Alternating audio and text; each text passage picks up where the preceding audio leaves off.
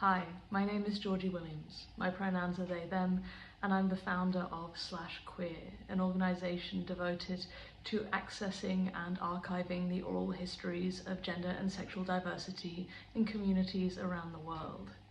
I'm going to be talking today as part of Intersectionality Awareness Week about my experiences as a transgender and disabled person.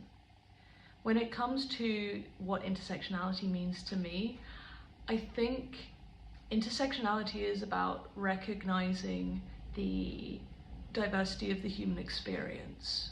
When we think about intersectionality, we're often thinking about how different characteristics, different facets of our identity intersect with one another and influence each other. So, for example, my transness being a facet of how I experience the world, but also being informed by my lived experience as someone with a disability. It isn't merely that I am someone who is trans and disabled, I am a trans disabled person, and there is a complex interplay between those factors. So intersectionality for me is so much about not creating more and more buckets to put everybody's experiences into, smaller and smaller categories that we're all supposed to align ourselves with, but looking at the nuance of human experience beyond those categories and understanding how the multiplicity of the human experience informs things like our perception of our own gender, race, socioeconomic status, and physical ability. So when I think about how my own intersectional experience informs exclusion from or lack of access to certain services, I think for me, one of the things that stands out the most is my issues around accessing transitional therapies. So as a trans person, obviously being based in the UK, it is hard enough right now to be accessing transitional therapies. I have previously taken testosterone, but not through the NHS because of the incredibly long wait times.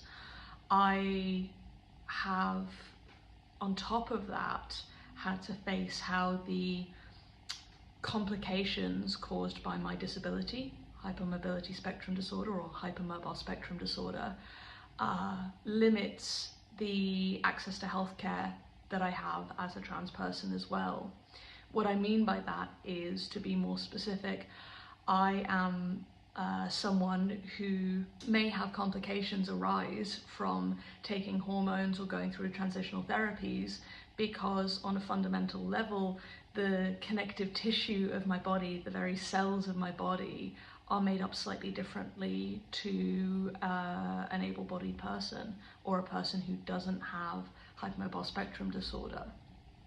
So what I encounter are not only the blockades faced by the trans community to access healthcare right now, but also the fact that any healthcare provider that I can access or can engage with in terms of my own desires for transition do not have an awareness of my disability. They don't understand how hormone replacement therapy might affect my disability, and so they're very hesitant to treat someone like me. So what that means is that as a trans person, it isn't as obvious to people that I am trans.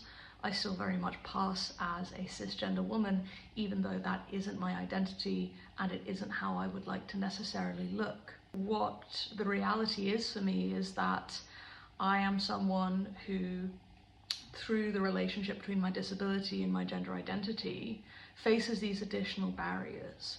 And it's something people don't often consider when they're thinking about people's experiences of transitioning as a trans person.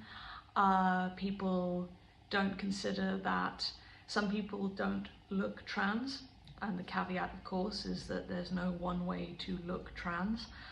That I am not someone who is obviously trans because I don't have the privilege of accessing healthcare that accounts for my disability.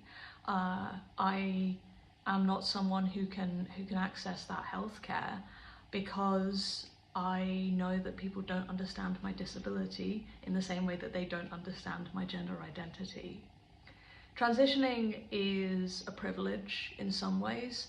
Many people who have the opportunity to transition can either afford private healthcare, or they have very few complications or underlying health issues that limit their access to healthcare or their access to certain treatments in the first place.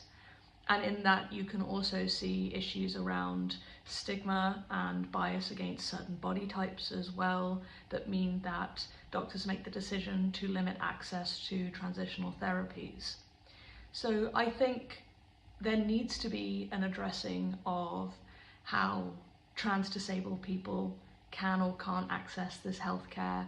There needs to be more research into the relationship between transitional therapies and certain disabilities, and how those transitional therapies can either negatively or potentially positively impact the symptoms of certain disabilities and disorders. Because for me, I know that I would benefit hugely psychologically if I was to sit down with a healthcare provider that was both literate in trans healthcare and literate in my disability. When it comes to myths that I would like to dispel about my identity, we could be here all day. I think what I want to address the most are the misconceptions around the trans community right now.